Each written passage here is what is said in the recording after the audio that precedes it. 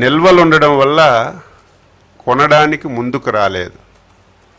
అప్పటికే జిల్లా యంత్రాంగంతో మాట్లాడి అక్కడ ఉన్నటువంటి పరిస్థితి అంతా కూడా తెలుసుకొని ఏమి చేస్తే బాగుంటుంది, మరి 2 రూపాయలు 3 రూపాయలు 4 రూపాయలు కూడా రైతులు అమ్ముకునే పరిస్థితి వస్తుంది, ప్రభుత్వమే ముందు ఒక నిర్ణయం తీసుకోవాలని జిల్లా అధికారులతో కాన్ఫరెన్స్ తీసుకొని ముఖ్యమంత్రి గారి నాయకత్వంలో ఒక సమావేశం పెట్టి 2 మాసాల ముందు తోతాపూరి మామిడి మీద నిర్ణయం తీసుకున్న విషయం నేను రైతుల దగ్గరికి వెళ్ళాను, కంపెనీల దగ్గరికి వెళ్ళాను, మార్కెట్లకు వెళ్ళి చెప్పిన విషయం కూడా గుర్తు చేస్తున్నాను. దానిలో భాగంగా ఎంత ధరిస్తే మరీ అనుకున్నంత కాకపోయినా రైతుకి నష్టం జరగకూడదు, ఇబ్బంది కలగకూడదని కేజీ ధర 12 రూపాయలని నిర్ణయం చేశాం. ఫ్యాక్టరీ వాళ్ళకి కొనమంటే మేము ఆ ధరకు కొనలేము, 4-5 రూపాయల కంటే ఎక్కువ కొనే పరిస్థితి మాకు లేదంటే వాళ్ళ మీద కూడా తీవ్రమైనటువంటి ఒత్తిడి తీసుకొచ్చి కొన్ని కఠిన నిర్ణయాలు తీసుకుంటామని చెప్పి వాళ్ళకు కూడా ఒక రేట్ ఫిక్స్ చేసి ఎట్టి పరిస్థితిలో 8 రూపాయలకి మీరు మామిడి కొనవాలి, 4 రూపాయలు మేము కేజీకి ప్రభుత్వం తరపున సహాయం చేస్తామని చెప్పి 2 మాసాల ముందు చెప్పి సిస్టమేటిక్గా మార్కెట్ యార్డులు తెరిచాం.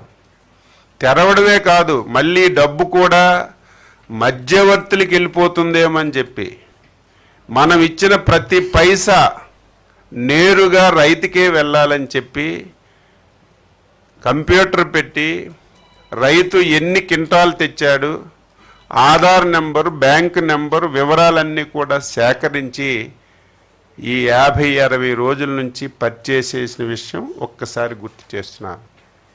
ఆల్మోస్ట్ పర్చేజ్ అయిపోయింది. అన్నమయ్య జిల్లాలో అయితే 99% పర్చేజ్ అయింది, తిరుపతి జిల్లాలో అయితే 98% పర్చేజ్ అయింది, ఒక్క చిత్తూరు జిల్లాలో 80% పర్చేజ్ అయింది, ఇంకా 20% పర్చేజ్ అవుతుంది. శరవేగంతో చేస్తున్నాం. ఇది తోతాపూరి మామిడి మీద జరుగుతున్నటువంటి వాస్తవం. దీన్ని పెళ్ళి అయిపోయిన తర్వాత 6 మాసాలకి మేళాలు వాగించినట్టుగా లేనటువంటి సమస్యని ఒక సమస్యగా క్రియేట్ చేసి పర్యటన చెప్పి ఒక నాయకుడు బయలుదేరిన విషయం ప్రజలు ఒక్కసారి గుర్తుపెట్టుకోవాలి. గత 5 సంవత్సరాలు మేము ఇటువంటి సమస్యలు వచ్చినా, రాష్ట్రంలో ఇటువంటి ఇబ్బందులు వచ్చినా మేమెవరమైనా సరే పర్యటనకి వెళతామంటే తెల్లవారిసరికే వచ్చి ఇంటికి తాళాలేసి హౌస్ అరెస్టులు చేసిన విషయం మీ అందరూ సజీవ సాక్షులుగా చూశారు.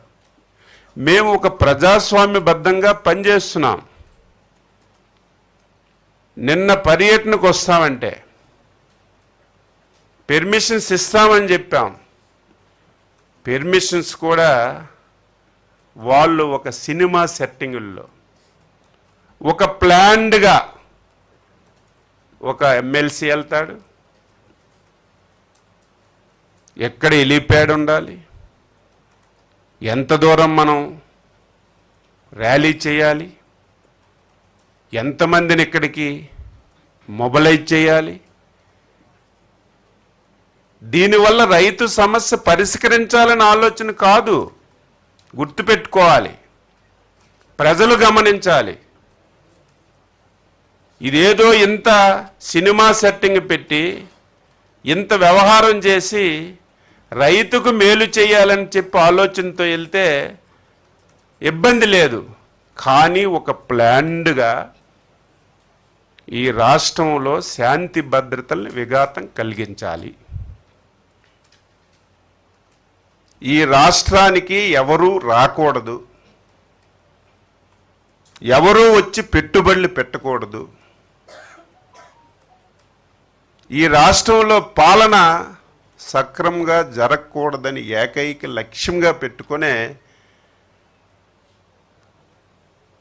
ప్రతిపక్ష పార్టీ పనిచేస్తున్న విషయం గుర్తుపెట్టుకోవాలి.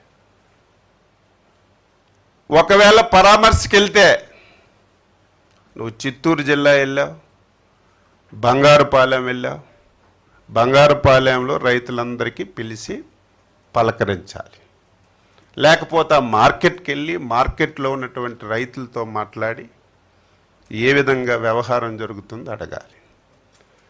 ఒక ప్రోగ్రాం ఇస్తారు, 5-6 జిల్లాల నుంచి ఒక టార్గెట్, ఈ నియోజకవర్గానికి ఇన్ని వేల మంది రావాలి, ఇన్ని వాహనాలు పంపిస్తున్నాం, ఇంత డబ్బు పంపిస్తున్నాం, ఈ సంఖ్యకి తగ్గకూడదని 5-6 జిల్లాల నుంచి